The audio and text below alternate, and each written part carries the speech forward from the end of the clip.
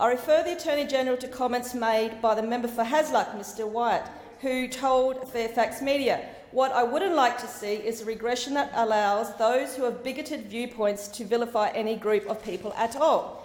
Won't removing 18C facilitate vilification by bigots?"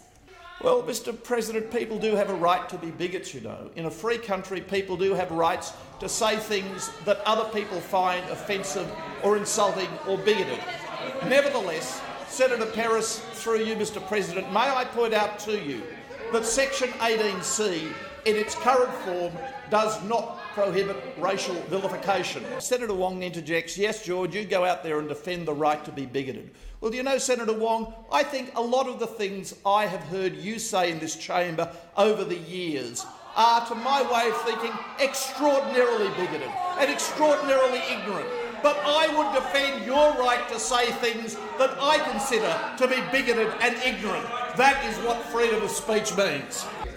Thank you, Madam Speaker. My question is to the Prime Minister. For almost 20 years, Section 18C of the Racial Discrimination Act has protected the Australian community from the divisive and destructive effects of racially motivated hate speech while preserving freedom of speech.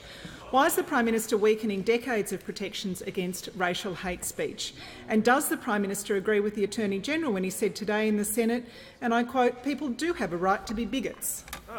Well,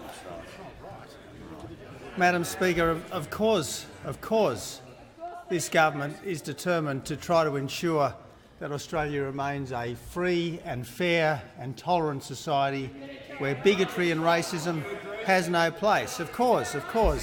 But we also, Madam Speaker, want this country to be a nation where freedom of speech is enjoyed. Where freedom of speech is enjoyed. And sometimes, Madam Speaker, free speech will be speech which upsets people, which offends people. It is in the nature of free speech that sometimes some people will not like it. It is the nature of free speech that sometimes people won't like it. There'll be silence on my left. Madam Speaker, I don't like what members opposite say quite a lot, Madam Speaker.